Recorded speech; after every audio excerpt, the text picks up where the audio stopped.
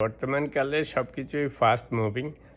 সেটা news media, print মিডিয়ার বেলা যেমন প্রযোজ্য, তেমনি ন্যাশনাল পলিটিক্স, ইন্টারন্যাশনাল পলিটিক্স সবকিছুর ক্ষেত্রেই প্রযোজ্য। তো পলিটিক্সে একটা কথা প্রচলিত আছে, সেটা হচ্ছে ডিস্ট্রাকশন সৃষ্টি করা। সাধারণত পশ্চিমা বিশ্বে, আমেরিকাতে এই জিনিসটা হয় যখনই কোনো লিডার বা কোনো দল কোনো ঝামেলার মধ্যে পড়ে, কোনো স্ক্যান্ডালে পড়ে, তখন তারা অন্য একটা সিরিয়াস ইস্যু সৃষ্টি করে, যাতে জনগণ, মিডিয়া সবাই দৃষ্টি সেটার দিকে চলে যায়। তো রিসেন্টলি বাংলাদেশে একটা ঘটনা ঘটেছে, আর আমেরিকাতে একটা ঘটনা ঘটেছে। আমেরিকাটা হচ্ছে, আপনারা জানেন যে অ্যাপস্টিন ফাইল নিয়ে হুলস্থুল পড়েছিল, সেই স্ক্যান্ডাল।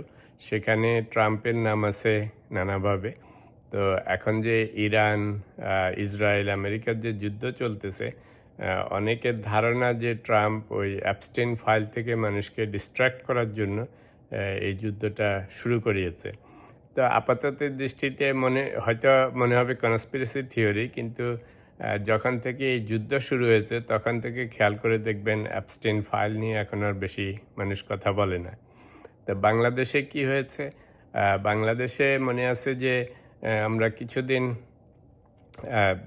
নির্বাচনের পরে, পার্টিকুলারলি জুলাই সনদ, সংবিধান সংস্কার, গণপরিষদ, এসব নিয়ে আমরা মাতামাতি করতেছিলাম সবাই, news media, print media, social media, political analyst, Bloggers, সবাই আমরা খালি এগুলোই বলতেছিলাম, রাইট?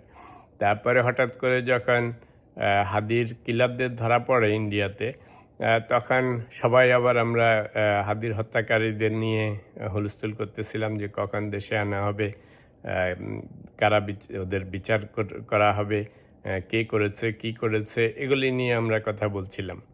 তো এখন সাডেনলি যখন সেই 111-এর কুশীলবদেরকে ধরা হচ্ছে, যদিও সেই নামে ধরা হচ্ছে না, তবুও বাংলায় বলে না যে যেটা লাউ সেটাই কদু। তো আমরা সবাই জানি যে মানব পাচার হোক আর আয়নাগর হোক কিংবা অন্য কিছু হোক, আলটিমেটলি তো সেই 111-এর কারণেই ধরা হচ্ছে, সরকার বলুক বা না বলুক। তো এটা শুরু হওয়ার পর থেকে হঠাৎ করে দেখেন আমরা এখন এটাতে এত ফোকাসড হয়ে গেছি, এখন আমাদের অ্যাটেনশন চলে গেছে সেই হাদির হত্যাকারীরা যে ধরা পড়েছে ইন্ডিয়াতে, ওদেরকে যে রিমান্ডে নেওয়া হয়েছে, ওখানে কারা জিজ্ঞাসাবাদ করতেছে, নতুন ইনফরমেশান আসছে কিনা, সেটা নিয়ে আর আমরা এখন কিছু বলছি না। দেখেন কত বড় ডিস্ট্রাকশন। সমস্ত প্রিন্ট মিডিয়া বা সোশ্যাল মিডিয়া খুব ব্যস্ত ছিল জুলাই সনদ সংস্কার, সংবিধান সংস্কার, এসব নিয়ে। এখন সেটা নিয়েও আমরা খুব বেশি কথা বলছি না। তো প্রশ্ন হচ্ছে যে যেহেতু ইভলভিং সিচুয়েশন, পলিটিক্সে ন্যাশনাল, ইন্টারন্যাশনালি সবসময় কিছু না কিছু বড় রকমের ইভেন্ট চলতে থাকবে, কিন্তু তার মানে এই নয় যে আমরা ন্যাশনাল সিগনিফিকেন্সওয়ালা যে সমস্ত ইভেন্ট আছে সেগুলির থেকে ফোকাস সরিয়ে ফেলবো। সেগুলিকেও আপনাদের টু ডু লিস্টে রাখতে হবে।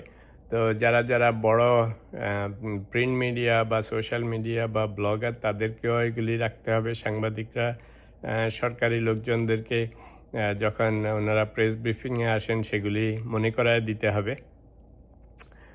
তো জুলাই সনদ সম্বন্ধে বা সংবিধান সংস্কার সম্বন্ধে খালি দুটো কথা বলবো। সেটা হচ্ছে যে যেহেতু বিএনপি 2/3 মেজরিটি নিয়ে গভর্নমেন্টে এসছেন, ওনারা অনেক প্রভিশন ওনাদের তখন পছন্দ হয় নাই, অ্যাগ্রি করেন নাই, দ্যাটস ফাইন।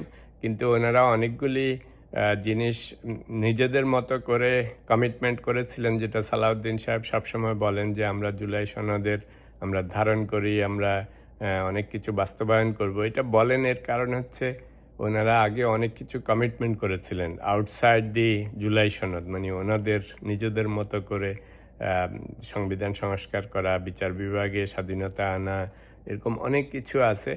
তো সেগুলি যেটা ওনারা কমিটমেন্ট করেছেন, সেগুলির দিকেও দৃষ্টি রাখতে হবে। যদি এখন যেহেতু পার্লামেন্ট আছে, সরকারি দল বিরোধী দল মিলে যে সমস্ত ভালো ভালো জিনিস দেশের জন্য, দশের জন্য ভালো হয়, বা ভবিষ্যৎ বিএনপি এবং অন্যান্য পার্টির জন্য ভালো হবে এগুলি, সেই প্রভিশনগুলি সংসদে বসে আলোচনা করে পাশ করতে হবে। তো এক্স্যাক্টলি জুলাই সনদই পাশ করতে হবে তা কিন্তু নয়, কিন্তু ম্যাক্সিমাম ভালো ভালো প্রভিশনগুলি যেগুলি ওনারা অ্যাগ্রি করেছেন সবার জন্য ভালো হবে, সেটা পাশ করতে হবে।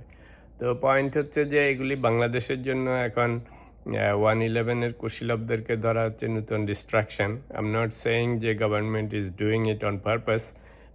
পলিটিক্সে সবসময় কিছু না কিছু নতুন ঘটনা ঘটতে থাকবে। তো সেই ক্ষেত্রে এগুলি নিয়ে যেমন আমরা ফোকাস করব নতুন ঘটনা নিয়ে, তেমনি ন্যাশনাল সিগনিফিক্যান্সওয়ালা আগের ঘটনাগুলিকেও কিন্তু ভুলে যাওয়া চলবে না।